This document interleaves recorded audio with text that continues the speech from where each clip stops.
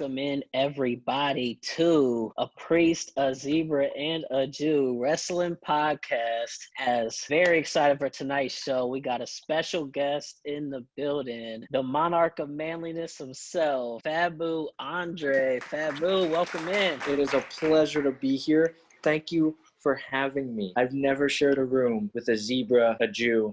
What was the third one? I forgot. I'm sorry. A priest. And a priest. The most important one, Faboo. Yes. I've shared plenty of rooms with a priest. I went to Catholic school. Oh, okay. Nice. So, obviously we all love the business of wrestling. We all kind of remember our first thing that got us into wrestling. For me, I was a little kid flipping through the channels with my dad, saw Hacksaw Jim Duggan coming out. I was just like, what is this? I started watching. I was obsessed after that. I think the next day I went up to Blockbuster. I rented out all the wrestling movies I could, and I made sure I saw every pay-per-view they ever had in their section. So I guess my question for you, Faboo, is what was that moment for you where you're like, where you fell in love with the business? And then to that next level, when did you know you wanted to be a professional wrestler? My first memory was probably some stickers and a lighter that my brother had with Kane's face on it. I thought it was the coolest thing in the world. Just seeing that his mask, I just thought it was really cool. And probably the thing that got me into it was the Kane and Undertaker, just their larger than life characters. I always loved that about them. Seeing them come out, it always gave me goosebumps. Yeah, I definitely remember that because when Kane went first, I remember when he first came out in your house, you were like, you had all the build up for him, and then he just shows up and gives Taker the tombstone, and just, oh my gosh, that was the glory days there. To be completely honest, that was probably about a month before my time. So when was that moment where you were like, okay, I'm committed, I'm going to wrestling school, I'm going to learn, I'm going to train? Well, when was that moment? I mean, I've been telling my family my entire life that I wanted to be a wrestler. It kind of changed as I went along and went through school. But then as I came back around into like 17, 18, I went to a local show, and I got introduced to a couple wrestlers, and they told me about a school, and I was like, all right, well, here's an opportunity, so I'm going to take it. Nice. And in that school, I believe that's where you came across the Zebra Kid there. Yeah, and what were those matches like? As Zebra, you could jump in on this too. What was that like going against each other and learning and having those matches there in the school? He actually started before me, fun fact. Oh, okay. We did not start at the same time. He is my vet. That is true. Don't forget that, Faboo. I still have that Shawn Michaels hat that you gave me, by the way. I remember that. Do you still have those boots, those Jake the Snake boots? I do. Yeah. Absolutely. No, but Faboo, Faboo coming. I mean, we pretty much started. I like to say we started together just because I was there very short time before him. He was amazing from day one. I mean, we loved being in the ring with him just because he's very fluid, very smooth. He's got a lot of respect for the business, which is unbelievable. I mean, obviously Zebra Kid got the better of Faboo coming up, and I don't think it'd be any different these days. But guy's a great competitor. I mean, in all fairness, I don't think we've ever shared the ring outside of the training school. That's true. You're correct about that. You're correct. You're a very protected wrestler coming up because they kept you away from the Zebra Kid. Gotta give props to your management, Faboo. Gotta give props. Apparently, Sam C was protected too. Did Sam C ever wrestle you outside? He won it. He's been running his freaking mouth. Oh, no, he hasn't. They're not letting him in the ring with a zebra.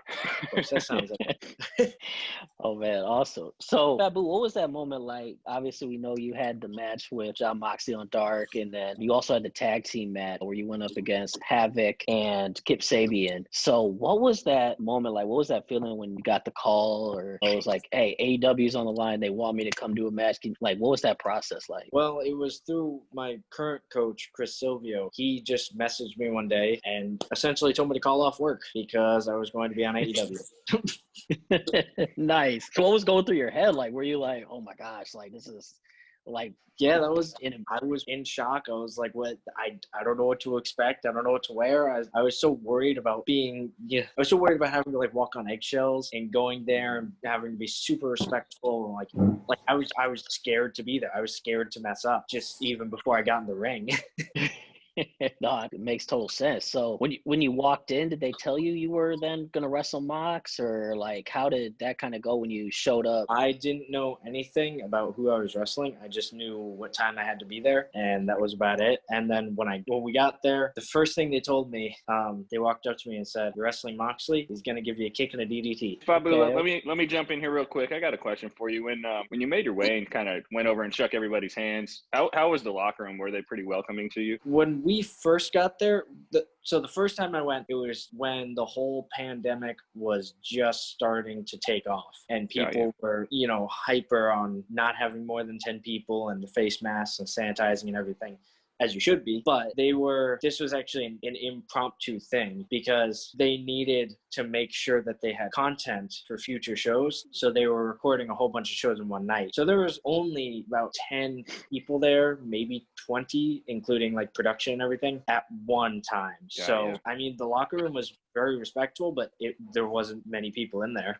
We were all just, there was maybe like 5 of us inside one of the trailers. Wow. What 5 was it? Well, it was actually an extras trailer. They had different trailers for the different people. They had a male, a female, a referee, a commentator, and it was me, one of the guys that I trained with and who I tagged with, Tony Donati, Chico Adams, Matt Sells, Sean Dean, and I hate to say it, but I forgot the last guy's name, and I feel really bad. But it was it was me and 2 local guys and then some guys from Georgia. You mentioned as kids that you loved wrestling and how you got into it. A lot of us fans, myself, those were the good old days, as they say. And so a lot of people critique the product of today, that it's not the same.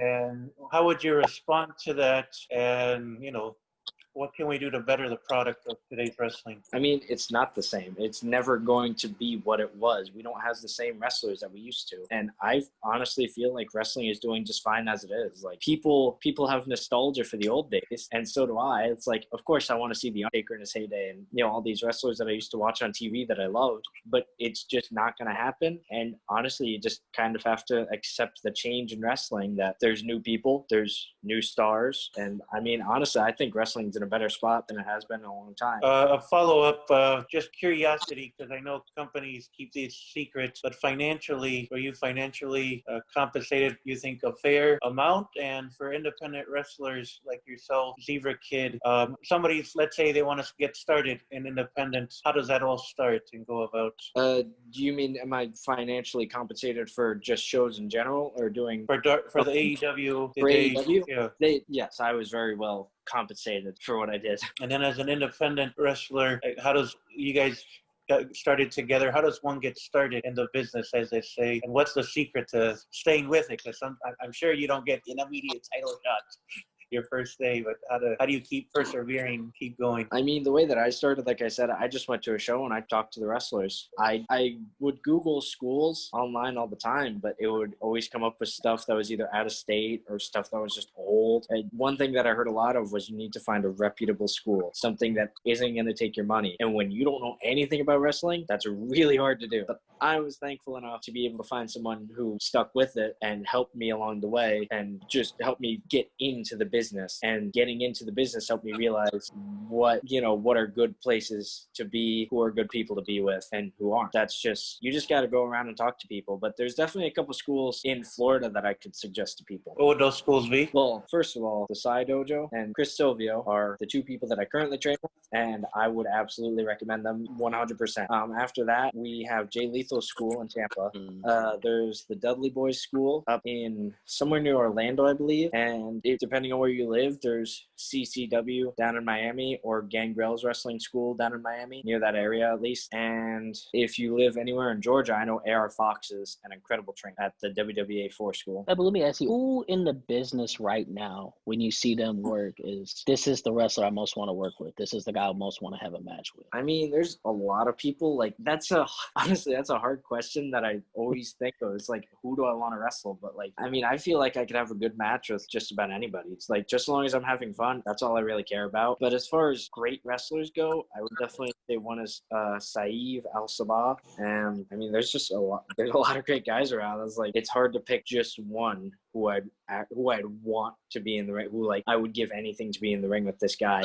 I feel like I could just have a blowout match with him. That makes sense. Was there a guy growing up where you were like, that would be my dream guy to wrestle, and then anyone you maybe also patterned your game after, if you will? Growing up, there's obviously I wanted to wrestle like a lot of the guys who were on TV, but I mean, as you know, as they get older and time progresses, that's a lot less likely to happen. It's still a possibility, but I don't know. Like everyone that I wanted to wrestle when I was younger, they're all kind of getting to that point.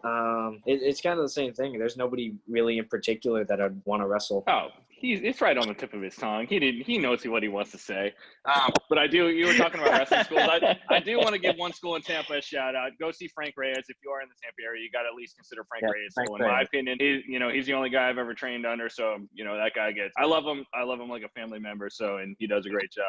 And he is where I started. And I have to give him credit for that. He is where I started. So Zebra Kid's saying he's the greatest. Faboo's got a little different opinion. That's fair. But, Zebra and Faboo, if we get in the ring, we'll see who the better trainer is, right? Now, Faboo, it would be an honor to work with you outside of school and all that stuff like that, and actually go mano a mano in front of with the real stakes on the line. Hopefully, our paths will cross one day. Hopefully, be beautiful. I mean, I'll still be around. I plan on being around for a long time. Well, I'm not a hard man to find either. You should know that. No, there was a couple times disappeared for a little bit. Probably had to go back to the jungle. Probably so. I got to take care of my business.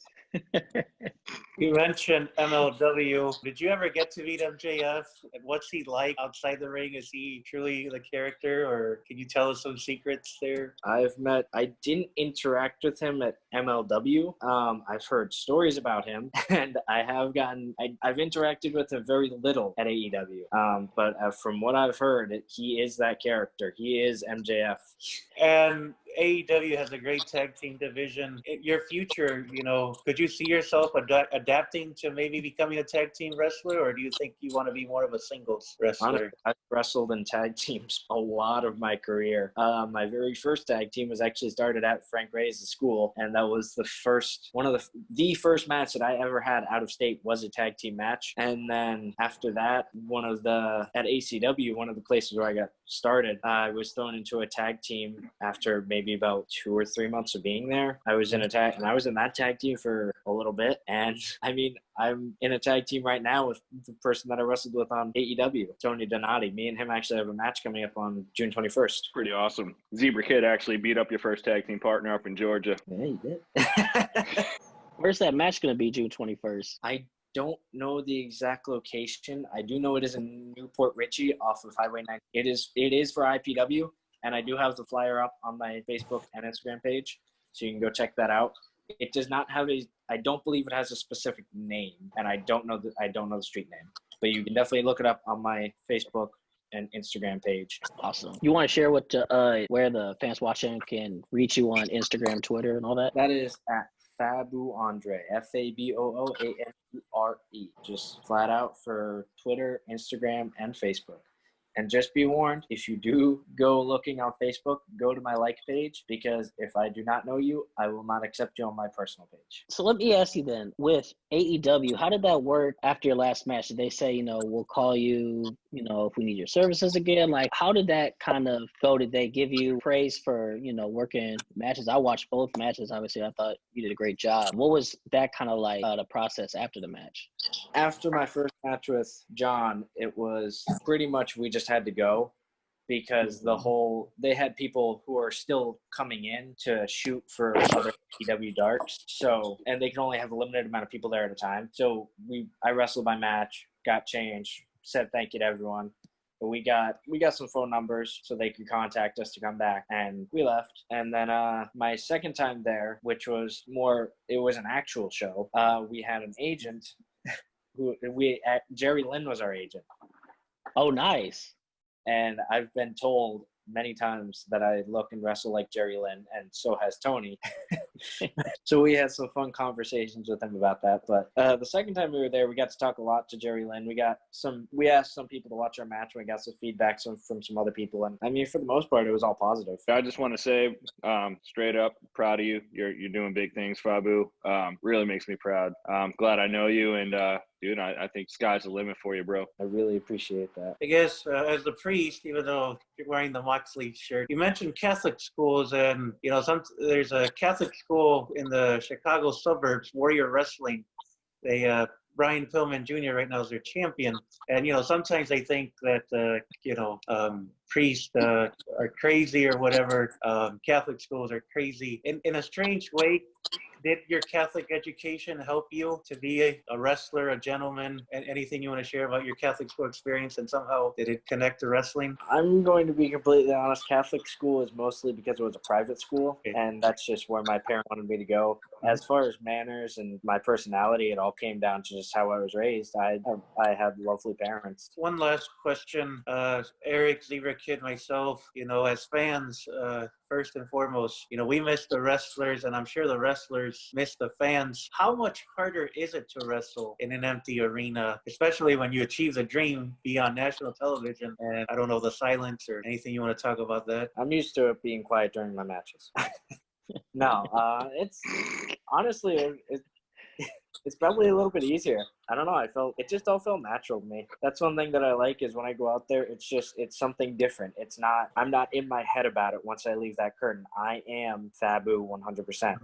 And Faboo loves being on stage. So. Hey, Faboo, I got one last really, really important question. Do you still have the hearse? I do. Nice. It is sold, but I do still have it in my possession. I'm just waiting for the person to come and pick it. Got you. You should have kept that thing just for the shits and giggles. Would have, but I don't want to pay for it. So, I guess one last question, I'll let you get out of here. When you got to AEW, how did it work with the music and all that, it said like Monarch of Manliness on the Titantron and you had all that. How did that work when you got in there, like music, this and that? Did you kind of bring your stuff to the table, or did they have kind of like a thing to go along with your character? How did that work? I didn't tell them anything except for my stats. They asked me where you're from, what's your name, and how much do you weigh. After that, it was all that. I didn't tell them anything about the Monarch Man. I didn't give them any music, but a lot of people, I got a lot of messages after I debuted of people asking me, hey man, what was that song you used? And I had no idea what it was until the bassist of that band actually messaged me on Facebook, and he thanked me for using his song. Nice.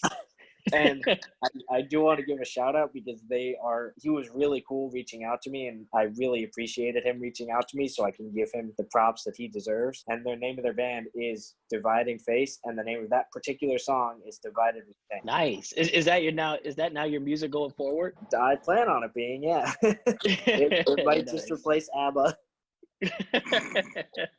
Well, Faboo, thank you so much for joining the show tonight, man. We really, really appreciate it. Hopefully you can stop by again sometime. We definitely appreciate you showing up. It is my pleasure, and I want to thank you guys for having me on the show. Thank you, brother. Thank you, Zebra. Don't forget, I am your vet, right? You admitted that on podcast. Who wins between you and Zebra? Me. Look at you. I'm the Monarch of Manliness. Remember when we were training, he used to do a suplex where he'd hold me up there and just start doing fucking squats with me in the suplex position. And that was before I had my home gym. Oh, nice. See, you can even do more squats now. Exactly. I'm training hard. I like it. No, dude, you're doing a great job, bro. I'm proud of you. Thank you. I really appreciate it, and I appreciate Zebra. all you guys for having me on. So that concludes another episode of A Priest, a Zebra, and a Jew, the Wrestling Podcast. Thanks for tuning in. If you liked what you saw, hit the comment section. Hit the like button. Definitely give us your feedback. Your feedback is much appreciated. Once again, thanks, Faboo Andre, for stopping by. Obviously, Padre Guillermo, the father of professional wrestling, and of course, the Zebra Kid. So until next time, we out.